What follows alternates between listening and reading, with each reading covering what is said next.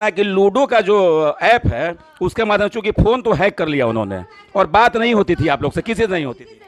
तो बात होता था बट वो बोलती थी कि वो सुन लेता, हम कैसे बोले, तो वो लूडो पे जल्दी जल्दी मैसेज, हम लोग लूडो डाउनलोड किए, चलो लूडो पे आओ, चलो लूडो। उसको हाय लगेगा, पुलिस मत करे, दरोगा मत करे, केस कम करना। आप लोग केस किए, आप लोग थाना में जाके केस किए? कुछ किया क्या थाना बैठे हूँ क्योंकि उतने बड़े जज पे कौन जाएगा, जज के सामने वो जज है ना। केस भी ट्रांसफर कर दिया गया।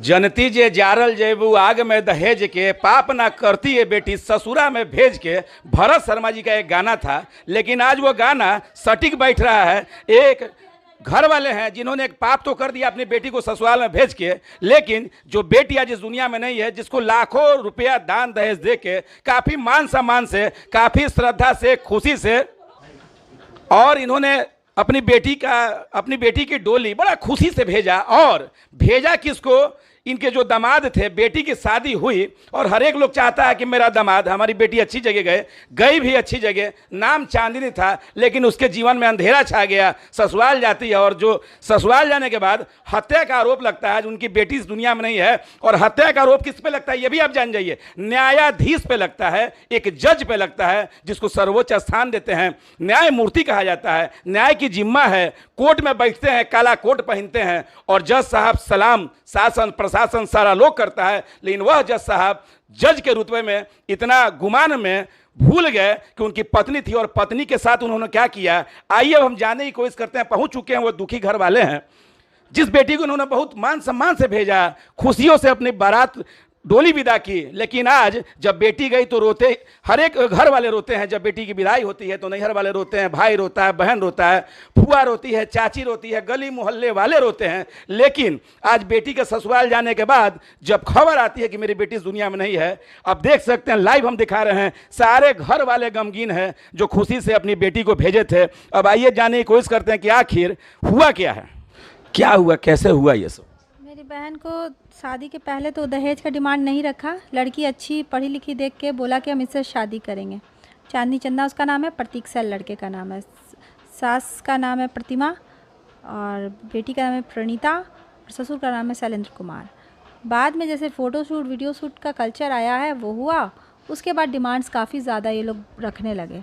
क्या हुआ, पहले बोले कि 60 लाख हमको मिल रहा था, तो हम लोग बोले 60 तो हम लोग नहीं देंगे, ये इतना दूर बात क्यों बढ़ाएं, जो बहस होती है। तो फिर भी हम लोग कुछ सम्मान का राशि बोले दे देंगे। हम लोगों ने 22 लाख रुपया दिया। आप लोगों ने दे दिया भाई? हाँ दे दिए भाई। अकाउंट में दिया, कैश दिया, कैसे? कैश इतना वो तेज अकाउंट में, कपड़े का पैसा जब हम अकाउंट में डाले 51,000 मांगे, फिर 38,000, तो हम 21,000 डाले, तो फिर वो वापस कर दिए कि हमको अकाउंट में दे के फंसाना चाहती हो तुम लोग। तिलक के दिन हाथ में भी पैसा नहीं लिए, बंद कमरे में पैसा लिए। फिर गाड़ी मांगे तो हम लोग सोचे पेंशन से गाड़ी का पैसा कट जाएगा, हम गाड़ी अपने नाम पे लोन लिए शादी में, वो भी रांची से मंगवाए क्योंकि ब्लैक कलर चाहिए था। तो वो उसके बाद गाड़ी के रजिस्ट्रेशन के लिए फिर गाड़ी वापस भेज दिए, रजिस्ट्रेशन भी नहीं कराए। अंततः फिर बोले पिछले साल सावन में कि 28 लाख रुपया रेस्ट अमाउंट जो बचता है 60 लाख में वो लेके आओ। तो मेरी बहन नहीं दे पाई, उसको यहाँ भेज दिया और वो लोग घूमने चला गया जम्मू कश्मीर। उसके बाद जब वो लोग लेने नहीं आए तो हम लोग गए दोबारा उसको वहाँ पे रखने, छोड़ कैसे देंगे, शादीशुदा है। तो उसके बाद वो लोग रख तो लिया उसको, लेकिन फिर देखा कि अब ये लोग पैसा नहीं देगा तो पतादी शुरू कर दिया। वो अक्टूबर के बाद उसको बाहर निकलने नहीं मिला और किसी से बात, आज पड़ोस से एक बहू नई नवीली है तो 4 लोग मिलने आते हैं, बात होती है, किसी से बात करने नहीं गया कि कहीं कुछ बोल ना दे। उसका फ़ोन हैक है, उसका फ़ोन हैक है कि हम लोग से कुछ कांटेक्ट नहीं कर सके। फिर मेरी बहन फ़ोन की 14 तारीख को, मेरी तबीयत ख़राब है, प्रतीक बोले। फिर अगले दिन मेरी बहन का मोबाइल स्विच ऑफ होने लगा, सिंपल डिहाइड्रेशन था। हम बोले डिहाइड्रेशन में क्या तबीयत इतना ख़राब हो गया। मेरा भाई बोला हम डॉक्टर का टीम लेके आ रहे हैं, बोला कि एंट्री घर में नहीं देंगे, चीफ जस्टिस भी बोल देंगे तो हम लोग थाना लेके जाएंगे। तो बोले चीफ जस्टिस भी बोलेगा ना तो घर में एंट्री नहीं देंगे। जैसे कि आपका साफ तौर से कहना है कि ससुराल वालों ने ही जो है हत्या किया है और ये कोई इंसिडेंस नहीं, हत्या है। और कहीं ये नहीं ना है ना कि आप लोग अपनी मर्जी से आरोप लगा रहे हैं, पहले से ही ऐसा लगा आप लोग को कि नहीं जज साहब जब शादी हुआ, चूँकि वो जज हैं, उनके कंधे पे एक जिम्मा है न्याय का, और जज तो छोटा मोटा आदमी होता नहीं है, इस टाइप का कर सकते हैं, लगता है आपको? इसलिए कर सकता है। क्यों लगता है आप लोग को, लगता क्यों? डिमांड हम लोग फुलफिल इतना मांगा गया जो हम नहीं रख सके। लड़की का फ़ोन हैक क्यों किया गया? कोई किसी का बीवी का फ़ोन क्यों हैक करेगा? किसी को मैसेज करने नहीं है। लूडो क्लब मेरी बहन डाउनलोड की, लूडो क्लब के थ्रू जो हैक नहीं है कि मेरा बचा लो, हम प्रताड़ित हो रहे हैं, ये लोग बार बार पैसा मांग रहा है। सूचना आपको मिली लूडो? हाँ, जो बचा लो बैजू को, भाई को, एक ही भाई है, जो बोले हैं कि तुम्हारा भाई को हम गाड़ी में गांजा रखवा देंगे और शराब रखवा देंगे, बेल लेते लेते थक जाओगी। ये बात खुद बोली आपकी बहन? हाँ, मैसेज की, क्योंकि बोलती तो वो तो फ़ोन हैक था। हाँ, मैसेज है मेरे पास। लूडो क्लब पे की है, सारा मैसेज है, हम स्क्रीनशॉट करते जा रहे थे। हाँ, स्क्रीनशॉट करते जा रहे थे, सब है। जैसे कि साफ तौर से आप लोगों का कहना है कि लूडो का जो ऐप है उसके माध्यम से, चूंकि फ़ोन तो हैक कर लिया उन्होंने और बात नहीं होती थी आप लोग से, किसी से नहीं होती थी। तो बात होता था, बट वो बोलती थी कि वो सुन लेता, हम कैसे बोले, तो वो लूडो पे जल्दी जल्दी मैसेज, हम लोग लूडो डाउनलोड किए, चलो लूडो पे आओ, चलो लूडो पे आओ। तो बाद में हम लोग को लगा कि वो भी उसको शक हो जाएगा, तो फिर लूडो हम लोग खेलते नहीं थे, बस चैट करते थे और स्क्रीनशॉट करते जाते थे। उस पर वो लिखी है कि वो बोला है कि तुम्हारे भाई के गाड़ी में गांजा रखवा देंगे और वो फंस जाएगा, उसको जेल चल। मैसेज है आपके पास? मैसेज पास है, हम स्क्रीनशॉट किए हैं जो वो हमको की है मैसेज, हम सारा। उसके बाद आप लोग थाना गए? नहीं गए, हम लोग सारा स्क्रीनशॉट लिए। हम बोले अच्छा तुमको धमका रहा है, तो बोलिए बहुत धमकी देता है, हम बहुत डरी हुई थी। वो बहुत डरपोक, बहुत ज़्यादा सीधी लड़की थी। एक बहुत निगेटिव वही हो गया, वो बहुत ज़्यादा सीधी थी। पर हॉस्पिटल में पूरा बोली कि बहुत बुरा लड़का है, उससे ज़्यादा दानव कोई नहीं हो सकता है। हम एक एक का पैर पकड़ रहे थे कि हमको हॉस्पिटल ले जाइए, तो प्रतीक तब भी बोला हॉस्पिटल नहीं ले जाएंगे। तो वो चॉकलेट खा रहा था बैठ के, हम चिल्ला रहे थे, वो बैठ के नहीं, घर पे बोली कि वो चॉकलेट खा रहा था, वो लोग, और हम ऐसे से पैर पकड़े, पापा का, मम्मी का। तो मम्मी बोली कि घर पे नहीं मरनी चाहिए, हॉस्पिटल में मरनी चाहिए, चलो इसको हॉस्पिटल लेके। तो माँ बोली तो वो हॉस्पिटल लाया, पति नहीं आया। फिर भी हॉस्पिटल में वो तड़प रही थी, पुलिस आई 112 पे, बोला पति कहाँ है इसका, पति को तो होना चाहिए ना यहाँ पे। तो उसके ससुर बोले कि जो कार्रवाई करना है वो कर लीजिए, यही जवाब वो दिए। तो वो बोली कि कार्रवाई। तो कहीं ना कहीं जज होने का जो है गलत फायदा जज साहब उठाते रहे, और अगर आप कंप्लेन करेंगे तो भाई की गाड़ी में गांजा रख देंगे, फंसवा देंगे। चूंकि भाई जज हैं और हाय रे शासन और हाय रे प्रशासन, आपको लगता है, हम दर्शकों से भी कहना चाहेंगे कि अगर ऐसे जज रहेंगे अपनी कुर्सी पे, जो अपनी पत्नी के साथ ऐसा व्यभिचार कर चुके हैं, अपने साला को कहते हैं फंसा देंगे। चूंकि जज साहब हैं, उनके हाथ में शासन और प्रशासन है। भाई से भी हम जानने की कोशिश करेंगे, हमारे साथ उनके भाई भी हैं। क्या नाम है आपका? बैजू कृष्णा। बैजू जी, कहने का मतलब ये है कि आपको, आपकी बहन जब कष्ट में थी तो आप क्यों नहीं गए मदद करने? हम उनके मदद के लिए गए, हम बोले आ रहे हैं डॉक्टर लेके कल, तो हम बोले नहीं बैजू तुम मत आना। तो हम बोले क्यों? हम बोले क्यों नहीं आएंगे? तो नहीं लोग, तो नहीं गेट खोलेगा। हम बोले गेट ऐसे नहीं खुलेगा, पुलिस लेके आएंगे। तो नहीं खुले। वो मेरी बहन थी, लेकिन पीछे से उनका पूरा आवाज़ आ रहा है, इसका मेरे पे रिकॉर्डिंग है, फ़ोन रिकॉर्ड था। बहन की भी रिकॉर्डिंग है? हाँ, मैं फ़ोन रिकॉर्डिंग ये बोले तड़प तड़प की आवाज़, मतलब उठाती रही, बोलती रही, चीखती रही, चिल्लाती रही, लेकिन जज साहब है, उनके हाथ में शासन प्रशासन है, यानी एक डर भी। वो जब भी वो फ़ोन पूरा टैप था, और जब भी हम लोग से बात करती थी वो बगल में रहती थी कि इन लोग को अपना दुख या कुछ भी नहीं बता सके। वो नॉर्मल बात करती थी, लेकिन उसका आवाज़ से हम समझ जाते थे। वो कोई बीच में ऐसा टोन बोल देते थे, हम बोलते थे ये तुम्हारा लाइन नहीं है, ये लाइन तुम बोल ही नहीं सकती हो।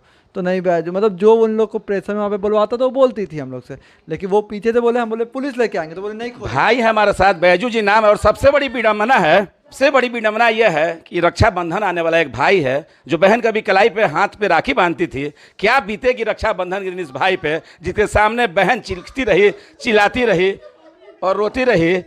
और आप देख सकते हैं घर वालों का क्या हाल है। हमसे भी गलती हो गई, रक्षाबंधन की जब हम बात की, एक बहन है ना, राखी बांधती होगी, यहाँ बहन है, माँ है, क्या बीती होगी आप सोच सकते हैं। लेकिन ये हत्या का जो आरोप लग रहा है जज साहब, और कहीं अगर इस देश में कानून है तो ऐसे जज को अविलंब उस कुर्सी से हटाया जाए। जिस जज ने अपनी पत्नी की जान ले ली, एक बहन जो हाथ पे कभी राखी बांधती थी, एक भाई के कलाई को सूना कर दिया।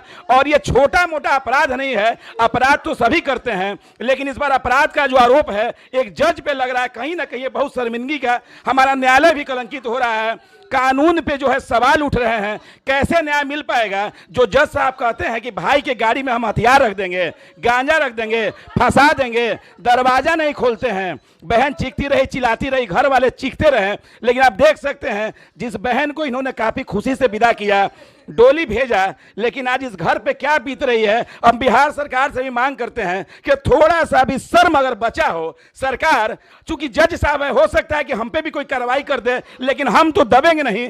ये आवाज जो है, ये आवाज दर्शकों के माध्यम से जानी चाहिए। इस बहन को न्याय मिलना चाहिए, इस भाई को न्याय मिलना चाहिए, इस पूरे पीड़ित परिवार को सुरक्षा मिले, उचित न्याय हो और निष्पक्षता से न्याय हो। यह जरूर सरकार को भी सोचना पड़ेगा। भगवान उसको हाय लगेगा। पुलिस मत करे, दरोगा मत करे, केस कम करना। आप लोग केस किए, आप लोग थाना में जाके केस सब कुछ किया है। क्या थाना बैठे हूँ क्योंकि उतने बड़े जज पे कौन जाएगा जज के सामने, वो जज है ना।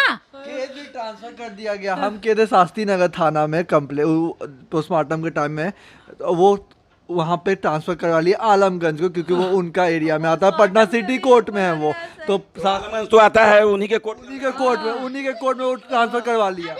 अब जब उनके वो जो जज साहब हैं, उनके जुडिक्शन में जो है वह जो थाना आता है, और छोटे जज के सामने दरोगा, एसपी, डीएसपी भी भाई घबराते हैं, क्योंकि जज है ना, उनका एक न्यायमूर्ति और होनी भी चाहिए। न्याय का सब कुछ सम्मान करता है, जजों को सम्मान मिलता भी है। अब इस मुद्दे पे हमारे साथ रूपम जी हैं, चूंकि सोशल एक्टिविस्ट भी हैं, लॉ को भी अच्छा से समझती हैं, जो लॉयर भी हैं, कई महिलाओं के लिए आवाज़ उठाती रही हैं। आइए जानने की कोशिश करते हैं कि इस मुद्दे पर इनकी क्या राय है। क्या रूपम जी, इतनी बड़ी घटना हो गई? शादी पर से तो हर लड़की का अब लगता है जैसे भरोसा ही उठ जाएगा। जब जज ऐसा काम कर सकता है तो और आम आदमी क्या ही करेगा। जज जो है वो लोभी बन गए। एक बात मैं बता दूं आपको, एक करंट केस बताती हूँ। एडवोकेट निरंजन कुमार का आपने सुना होगा, जिसपे सिर्फ सेक्सुअल हरासमेंट का केस लगा था। हम लोगों ने आवाज भी उठाया था। आज वो निलंबित है कोर्ट परिसर में, उनको अलाउड नहीं है। तो ये तो जज है। अगर मीडिया इस आवाज़ को उठाती रहे ना, तो मैं चैलेंज करती हूँ, अगर ये जज साहब देख रहे होंगे, इन लोगों को शायद बहुत ज़्यादा कानून नहीं पता है। और जैसा ये बता रहे हैं कि इनकी वाइफ, जो जज साहब की वाइफ थी और इनकी बेटी थी, इनकी बहन थी, वो बहुत सीधी थी, और इसी का फ़ायदा उठाते हुए वो कहते हैं ना तालाब में दाना डालना, अपनी बहन को वो मछली का दाना डाल रहे थे कि दाना डालेंगे मछली जो है ऊपर आएगी। तो ये दहेज के लोभी इतने बड़े हो गए कि जज के आड़ में पहले तो बड़ी बड़ी गाड़ियाँ मंगवाया, फिर पैसा मंगवाया, और अब जाके उसकी जान ले ली। ये जो परिवार का हालत है ना, जो बददुआ इनका मिल रहा है ना, वो जज ज़्यादा दिन तक अब जज है नहीं। ये मैं लिख के देती हूँ कि वो जज अब ज़्यादा दिन तक जज है नहीं। अगर इस पे अच्छा पटिशन दायर हो और मीडिया भी इसका आवाज़ जो है उठाती रहे ना, लगता है हो सकता है मीडिया के मित्रों पे भी केस कर दिया जाए, हम लोग पे भी केस। नहीं। जज साहब है भाई, जब अपनी पत्नी का जान ले सकते हैं, केस को दबा सकते हैं। Nobody above the law under the constitution, ठीक है, 1950। कोई भी बड़ा नहीं है। प्रधानमंत्री क्या बोलते हैं, फिर आपका प्रधानमंत्री हो गए, मुख्यमंत्री हो गए, ये लोग भी अगर क्राइम करेंगे ना तो ये भी जेल जाएंगे। देश में कानून। लालू यादव को आप चलिए छोड़िए, इनको लालू यादव को तो कोई नहीं भूल सकता, जेल गए और आज वो सजा काट के सुखी सुखी रह रहे हैं अपने परिवार के साथ। लेकिन ये जो जज साहब है, ये अपने जज का ओहदा दिखाते हुए ये काम कर रहे हैं। ये पटिशन में डालना बहुत जरूरी है।